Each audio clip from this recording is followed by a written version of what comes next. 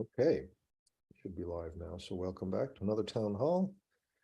And let's see here. Start with our action items. Sarah, what's the latest on our press release for Splints for Ukraine? Oh, sorry. It went out on Thursday, and David said that he has already gotten a press inquiry about it. So, Excellent. So that's off our list. John's not here yet. All right, so I did set up a WordPress account for you on Enabling the Future, Sarah. You should have received an email with the info. I just saw something this morning. Okay, so that should be done. Update the release of liability Google Doc version. So that's been taken care of. Ben, what are you doing? Good to see you, my friend. How's teaching going? It's going all right. It's been an adventure. I can imagine. Yeah. So how are things going with e-NABLE?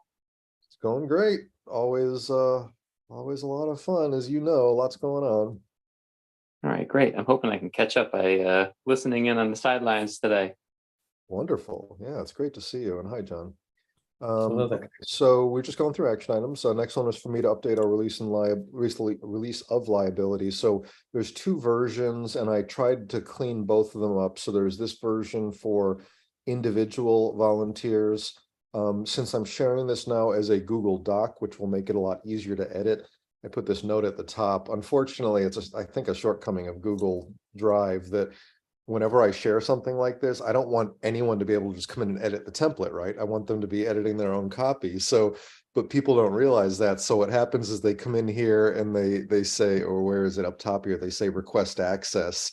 And so I keep getting these sharing requests. Please give access. Please, you don't need to request access.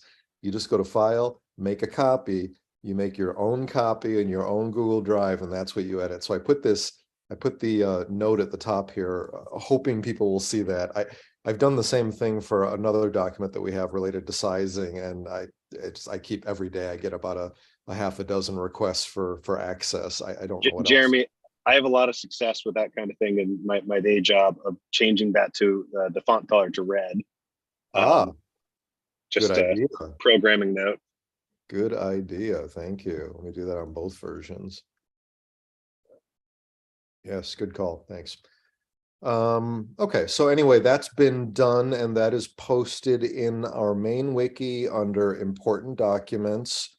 So you've got the two versions here, one for individual volunteers, one for chapters.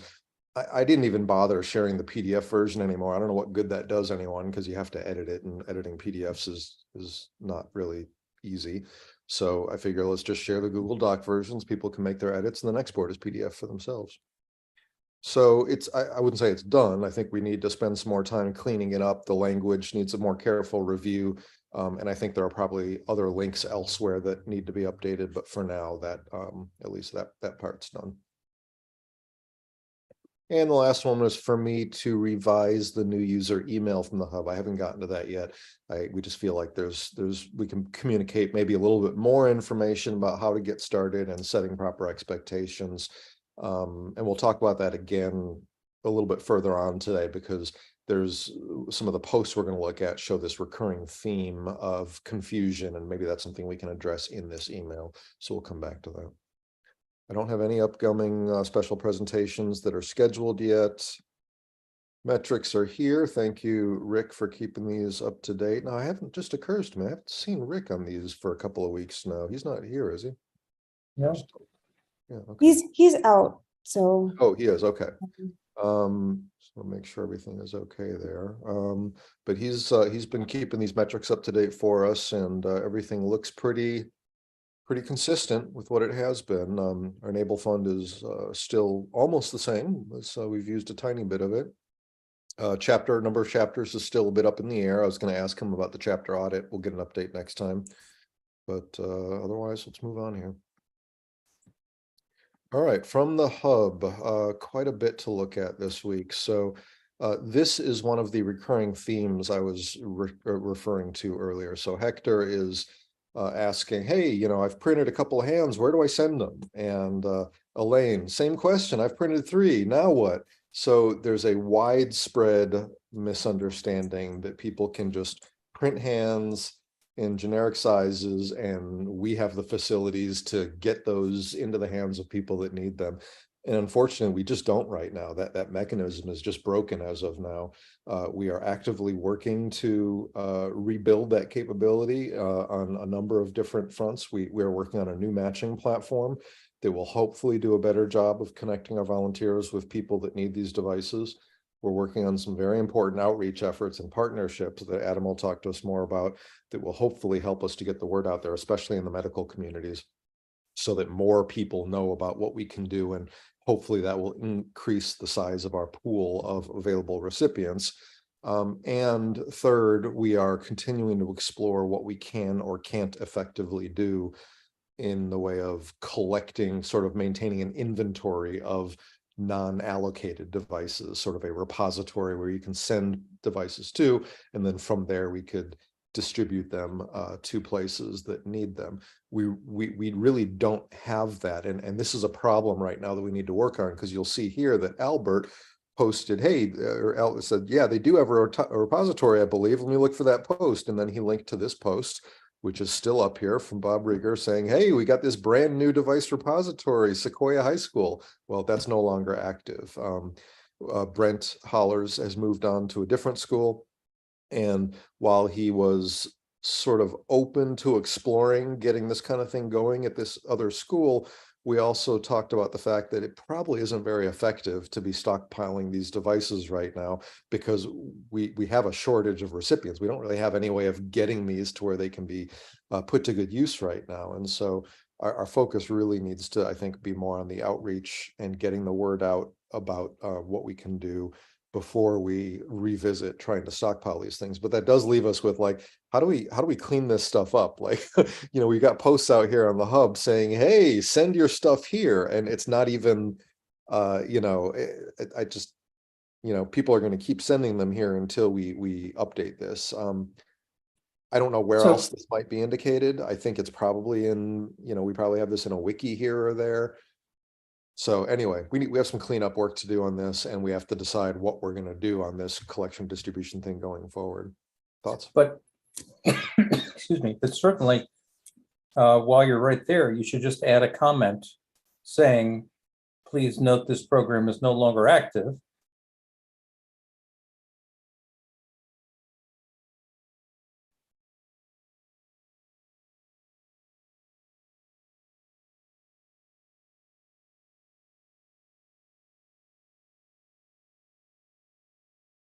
I want to tell them what they can do with them. I mean, you can find other ways of putting those devices to use, maybe for educational purposes, maybe for, helping to spread the word, showing people. I don't want to try to wordsmith it here. Maybe I should leave this and finish it later.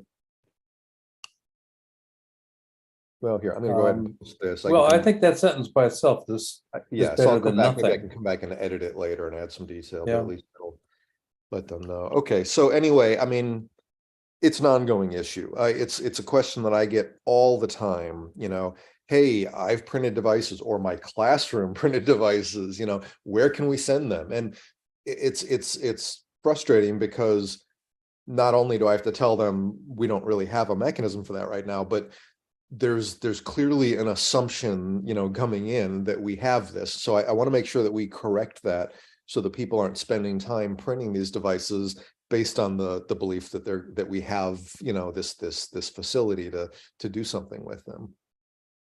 Before we go to the next post, just this is related. I added it at the end. Michael Lai, chapter leader from Stony Brook, he sent me a message on the hub, and I couldn't, because of technical difficulties with the site this week, I couldn't respond on Messenger. So I commented on an old posts that he had made, but he was also hoping to increase visibility and find clients for devices, and didn't know how to do that, and was wondering if e-NABLE had a mechanism for that. So it's this exact same situation. And unfortunately, the best answer we can give is we're very, very much aware of the need, and we have active efforts going. And I think we're going to see big progress in this area throughout 2023. it's not going to happen tomorrow, but in the months to come, I do think you'll see big progress. And as we develop these outreach processes and partnerships, I think, and Adam, I don't want to wait, is Adam still here? He is. There he is. I don't Yeah, want to sorry, I connected my laptop and joined video for once. So, I hey, think gang. I think as this stuff starts to develop and unfold more, we'll be able to do a better job of then starting to communicate with the community. Here's what you can do to kind of join in, and here's what you can do to help with, you know, spreading the word and that sort of thing. So anything to add, Adam? I lost the last minute of conversation, but boy, I have had an exciting week on this front, actually. So I met with Ability KC. I'm going to steal the screen, and I don't mean this isn't going to be a long tangent. Jeremy, if you would let how about me... can we, Adam, do you mind if we just finish going through our hub messages, and once we get into our discussion topics, we'll allocate a larger segment of time for that? So teaser trailer. Yes, I've got some updates on this front. Nothing that's like, hey, I've got 1,000 amputees waiting for devices, but I think a pathway to having that. So okay, so let's have the bigger discussion about outreach and that in a moment. Let's just go through the rest of these first. Mike, new member with questions. So there were several posts from Mike Corson. So he's a retired engineer, 3D printing for a couple of years. He's asking what material is used the most. How do I get a sample design approved? Do I mail it somewhere in order to be matched with a person needing a device? How many maker badges do I need? Do I need to have made samples of the type of design needed by the recipient? So very natural questions and probably fairly common. I see he's already gotten some answers here, but and partly from Connie, thank you. But let's kind of review this for him. So as far as the material, Connie, you mentioned that the most common are PLA, PETG, and TPU. I would agree. Let's just clarify. PETG is the recommended material for e-NABLE devices as a build material. You can use PLA. The problem and what you want to be careful about is where is the device going? If it's going to be in a region that has a hotter climate, PLA does have a fairly low softening point, so it will actually start to deform in hotter temperatures, or if you leave it in a hot car on a sunny day, that sort of thing. PLA will soften and start to deform. So if it's for a kid in the Midwest US, that's probably fine, especially because kids outgrow these devices much more quickly or break them more quickly. If it's for somebody in, a much hotter region and an adult that's going to be putting it to more, day-to-day use, PETG is probably a better choice. It's going to hold up a lot better outdoors, UV, heat, etc. It just is a more robust material. And TPU as a flexible material is going to be more used for things like the kinetic hand, where you have the hinge components and certain pieces that need to be flexible. It's not usually used for the overall device. So definitely get started, I think, working with PETG. It sounds like this gentleman's been using PLA. As long as your printer, Mike, has a heated bed, which I assume it does, you should be able to handle PETG without any problem. If you don't have a heated bed, then you're probably going to want to stick with PLA or tough PLA. He also asked about getting a design approved. So I assume he's seen this. It sounds like he stumbled onto our badging system, but if, right here in the hub, if you go to badges, each one of these badges describes exactly what you need for it. So under the maker category, you just pick a design that you want to start with. And I would recommend starting with one of our recommended designs. So let's hop over to our devices page here. You can see that we have some recommended designs listed here, including the Phoenix hand and the kinetic hand as the recommended hand designs, and then the unlimited arm as the arm design. So you pick one of those. You make one, you go in here to the badges section under maker, and you pick that, whichever one you did. Let's say that you did the kinetic hand, and it says exactly what you need here. So you basically 3D print and assemble. You take photos that clearly show the quality of the prints and how they were assembled. And most importantly, you take a video, and that video should show you manipulating the device, bending all the movable parts to show how it functions and how the fingers move. Show details of the quality, mention the type of printer material that you use and other things like that. You can upload that to YouTube as an unlisted video or put it on Google Drive or whatever you like. And then when you go to claim this, I got to go to one I haven't claimed. When you click on claim this badge, you just get a form and you just fill in exactly what it's asking for. You upload your image, you can give a link to your video, and you submit that badge request. So you don't have to physically send your devices anywhere. People on our team will review this, what you submit, make sure everything looks okay, provide any feedback needed, and award your badge digitally. Masvi, good to see you. God, man, it's great. We got Ben and Masvi today. Wonderful. Haven't seen you guys in a while. Let's see. That was a new member with questions. He also asked about forearm printing. Same guy is trying to make an unlimited arm, but the forearm piece is too big for his printer. So he's asking about how to break them apart. And there's some comments about, well, it can be done, but it doesn't hold up as well. And you got to mess with joints and stuff like that. I did mention, I don't know if this is worth pursuing or not, but I just became aware of this stuff the other day. I have not tried it myself, but supposedly, look at this little animation there, this supposedly creates enormously strong bonds between 3D printed parts. Might be worth trying as a way of avoiding complex joints. Just, do flat edges, just slice it flat and then glue them together with this stuff. They have a version for PLA, PETG, and ABS, as far as I can tell. So I don't know. Put the link there. If somebody tries it, let me know how that works. Just seemed like it might be a viable option. And I thought somewhere in the past, I remember, I haven't made the arms myself, but I thought somebody actually uploaded a split version that actually had been separated into smaller pieces. Does anybody know about that? Is there something like that on Thingiverse? Like an unlimited arm for smaller printers or something like that? I thought I had seen that at one point. Doesn't ring a bell. Okay. Well, if anyone comes across that, let's share it here. But otherwise, the best I can do is point you to that 3D gloop mic. Maybe that'll help you.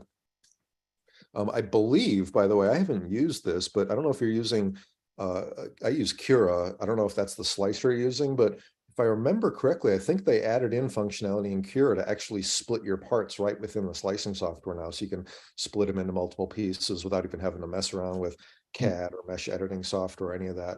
Well, I won't mess around with trying to find it now, but you might take a peek in Cura. I think they have that functionality built right in there now. Let's go to our next one here, also from Mike, asking about badges. Oh, I think this was a glitch that's been taken care of. So he was saying badges disappeared, and then he was getting errors when clicking on them. Badges all working now, Masvi? I think you took care of this, right? And that led into the waterfall, which was updating everything. Got it. Okay, so that's all resolved now, and we'll talk about some of the other updates here maybe in a little bit. Hank Onshape. Hank is basically, it looks like he stumbled onto some details about people using Onshape. The folks in, it looks like France were talking about why they're using Onshape for designing their projects. That's a post I hadn't seen. And then he found his way to our proposal on Lumio, where we were developing this e-NABLE configurator software as a project that we were working on, along with a new design called the Evo hand. And neither the software nor the design ever saw the light of day in the end, because our team kind of fell apart. They, people got full-time jobs and we had to go in different directions. But both the software and the design are actually pretty close to the finish line. And so it would be interesting to maybe revisit that someday. I don't want to get too far into that now, but he is asking here if this project is still going on. Unfortunately, no, it's not, but I would be very happy to share the sort of the as far as we got on both of those, the software and the CAD modeling, which was being done in Fusion 360 as well as Onshape. If anyone wants to look at what we did and maybe try to move that forward. But anyway, he's making. It's hard to interrupt. If he's a real Onshape aficionado, he could conceivably become a new champion for those projects. So asking him to tell us a little bit more about himself and his interests might be good. Absolutely. Yeah. So he's basically just making the case for Onshape here, which, preaching to the choir, I think we determined a long while back that Onshape could be a really good fit for our community, especially because of the ability to support more kind of fully parametric designs and being able to collaborate more easily. And of course, it is a fully functional free program. The only limitation on the free license is you can't have private designs. They have to be shared. which seems to work just fine for our community. So apologies, Luddite here. What is Onshape? Onshape is a cloud-based CAD platform, which if you just go to onshape.com, you can set up a free account for yourself. And let me just sign into my e-NABLE account here real quick. And it is a full-blown CAD package in the cloud. So it has all the capabilities of something like Fusion 360, that has, very advanced capabilities, but it operates entirely in your browser or on mobile devices. You can use this on an iPad, awesome. Like that. So it's a great platform. We just never, we never really went all the way with our project. And what was I going to say? Oh, it was we'll have to reach out to this guy because he might be able to help us kind of finish up that design, get it into Onshape. There was a presentation made by, and I don't remember his name. John, who is the guy that was doing development work for us in this team? Alexander. Sorry? Alexander. Alexander? No. It was a guy here in the US who went and he was working on a nonprofit, and remember? This is not Andrew? No, I don't know who you're pointing to. Andrew. Yes, I think Andrew is right. Do you remember? Was it Andrew? Oh, Andrew, right? Andrew. Yes, absolutely. Drawing a blank on the name, but I think it was Andrew. So anyway, Andrew had a friend who gave us a full 1 hour presentation at one point about different CAD platforms, focusing on Onshape and why we should really be using Onshape. We got to find that presentation. I don't know, Ben, you might know where that is because it was one of the focus follow-ups, I think. I'd love to post a link to that here to go with this post. So let's follow up on that. I'm going to leave this one open because I want to come back maybe and try to reply to him later. Sarah, I don't know if Ben is actually present, but you can follow up with Ben. Yeah. And I'll try to come back to that one when I'm not live on the meeting. Let me just say on this theme, Ward Cunningham, not Ward Cunningham. We have a Ward, right? Yes, Ward Holloway. There you go. He was at a recent meeting, so he's still in the game. He also is an Onshape user and was part of that team.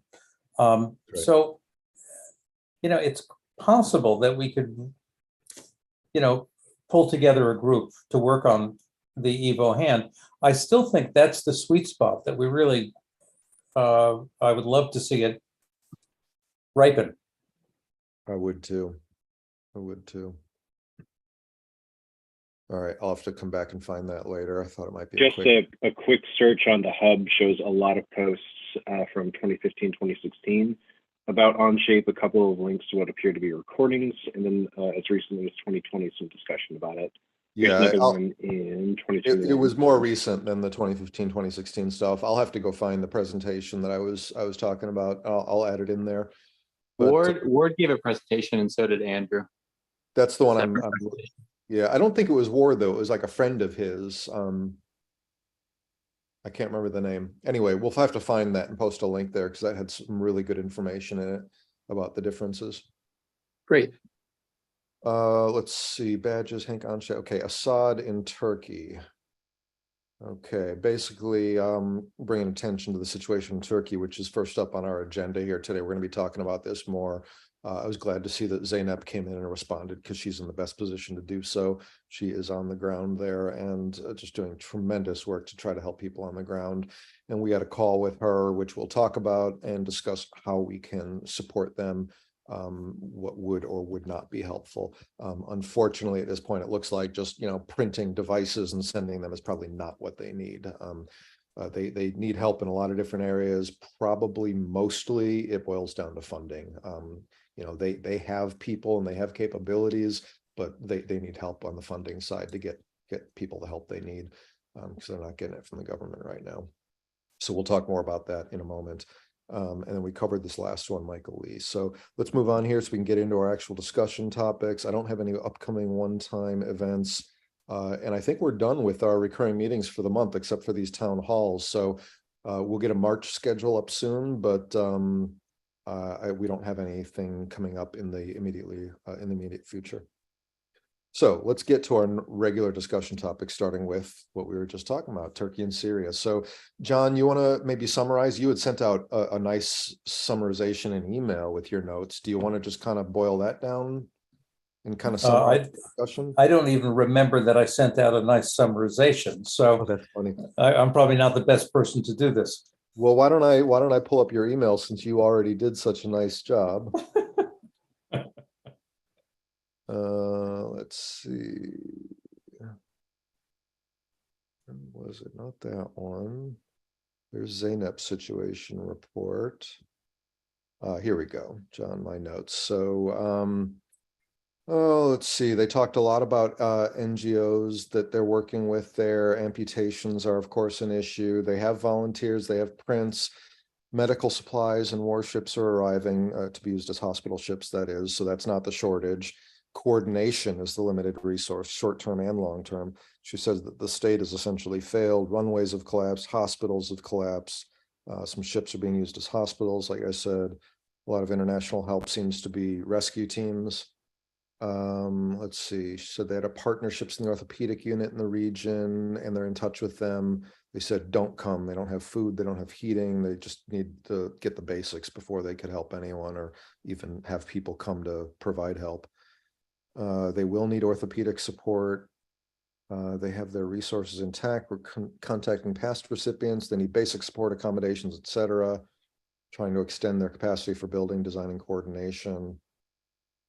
Well, I'm not going to go through all these, but again, I think what my takeaway here it is down here, you know, what can we do for now? And she basically said funding. We need funding. They're negotiating for $150,000, that's US dollars worth in grants. They were in that process when the earthquakes hit. And so, of course, that just kind of stalled that whole process because those organizations are probably all shut down now. Approvals are not going to happen. And so funding that might have been coming through very soon for them is now going to be pushed off right when they need it most. Before the earthquake, they already needed $75K for the things that they sort of had in there on their radar. They need technical support. So, for example, an above elbow amputee reached out. They don't really have a lot of experience with those sort of harness oriented designs. And so they're saying they could use advice for some of those more difficult cases. They could use help on imported materials. I already reached out to my partners that we buy supplies for our kits, which include the two things that Zeynep said they needed most right now were those gel fingertip grips and the foam padding. So I reached out to both of those companies. I want to thank the Lee product company who makes these Lee Tippy gel grips. They donated 1,440 of those gel grips, and those are being shipped directly to them in Turkey. I have not heard back yet from the company that does the foam padding. That's a bigger company. I don't know whether or not they'll get on board, but I did put an inquiry through to them as well. So that's what we know. My thought was, can we get together some kind of a crowdfunding campaign here? I know they're already doing that in their area, and I even saw on their website let me pull it up here real quick, Robotel. They actually have a donations area on their website where they have the ability to, hold on, I got to translate this. If you go under donation here, maybe this wasn't where it was. They have here, fundraising campaigns. So they actually make it so that you can, right through their website, you can start a new campaign here and basically just fill in your details. And I didn't go through this, so I don't know what this leads to, but it looks like they actually help you set up a crowdfunding campaign. But I'm guessing, just based on the language, that it's kind of geared more towards that region and that language. And so I was thinking maybe we should talk about getting one going in English and promoting it more here in the, in our US region, and see if we can get some financial support going for them. What do you guys think on getting something like that going and promoting that within our community? Any thoughts? So Jeremy, I got a quick question. So the fundraising is for money to purchase materials to 3D print. Is that the, You know, No, Connie, in the meeting with Zeynep, what impressed me was that she seemed, first of all, she was adapting to the new reality. She was being pretty systematic about figuring out what is the right way to reorganize and to get things done. It's not clear yet what needs they have and the role they're going to play, but they're a big presence in Turkey, and they're likely to become part of the solution, which is why at this point, money is the only obvious thing she could say we need help on. And I expect her to come back and say, okay, here's where it stands. Maybe here are some other ways e-NABLE can support, for example, consulting on cases. I would look at this more as fundraising to just support the people in desperate need in Turkey, not necessarily specifically for e-NABLE prosthetic devices. The way that they will use this funding might include getting a roof over people's heads, getting them basic medical care. This funding will go where needed, because Zeynep and her groups of collaborators are, these individuals, these volunteers, these NGOs, they're kind of the only ones getting it done right now on the ground. And so they just need funding to help these people that are in such awful shape. So I don't think this is specifically for raising money for 3D printing materials or anything. I think it is a broader support fundraiser. so it's more or less support outside of quote unquote the e-NABLE device category. Not beyond just devices, outside it, but yeah, including what we do, but also beyond that. Yes. Okay. And then just initial thought that popped in my head, since it appears that Turkish Airlines is shipping over donations free of charge. And if you have e-NABLE volunteers and individuals that are 3D printing devices to get approved for badges, is there a way, instead of people holding them up at their home, is there a way to get, those devices, shipped over to Turkey? Well, it's something that we could explore, but right now, everything we've heard from Zeynep is that that's not what they need right now. They have enough devices. They have the ability to print devices as needed. So that's not really their greatest area of need. Okay. But maybe that'll change, once they get things more organized and kind of get the basic, sort of life critical needs addressed. Okay. I mean, that was just a thought. Anyway. But maybe that sure could be useful in other ways. I mean, if you're saying that airlines are saying that, hey, if you're donating stuff, we'll ship it free. Well, maybe it's not devices that we're shipping, but maybe it's supplies or maybe something else that they need. That could very much be useful. I mean, Turkish Airlines, I have a friend that's from Turkey, and she mentioned that Turkish Airlines is indeed offering to ship donations because she's looking for donations, working with nonprofits also over there. There is a medical conference that is happening in Turkey this weekend, specifically speaking about amputees and the need for prosthetics. So she's in touch with surgeons that work there. We both worked in the medical device sector. And, there is a need for prosthetics. I know that that's not the most pressing need right now for the country as a whole. No, but there definitely is a need based on the feet on the street with the surgeons. And so have you had contact with Zeynep about this? Do you know, is she going to be at that conference or somebody on her I team? just found out about the conference this morning. Okay. So I'd love it's to just, know. like a few hours ago. I would hope they could, at least somebody on their team could attend that and then report back to us, because that could very well open up new opportunities for assistance. Yeah, Connie, yeah. one of the interesting things about this is that we often want to help, but we don't have a good contact on the ground. In the case of Zeynep, she and her organization are the perfect contact. And so we are eager to support them. And right now they're saying stand by. However, if you have another channel to, for example, a conference that's happening immediately that deals with this need, and you get an additional perspective, that would be really good to know about. Absolutely. There may certainly So be. I would encourage you to find out what you can about this conference, talk to your friend, and feel free to reach out to Zaynep. You know, it was clear from talking to her and from her message in the hub that our caring about their well-being is itself a form of support that she does get some sustenance from. So, you know, without distracting or pushing her to do things that she thinks are not a good use of her time, reaching out would be a good thing. Right. My feeling is there are going to be a lot of ways that our community can help and support them over time, but the immediate need seems to be funding. I at least the impression I was left with is that they have quite a few capable people ready to help. They need the funding to be able to do what they need to do. And so that's why I was thinking a crowdfunding campaign, something that we could spin up very quickly. And, you know, are we going to raise the, 75? Trying to put this together. The other thing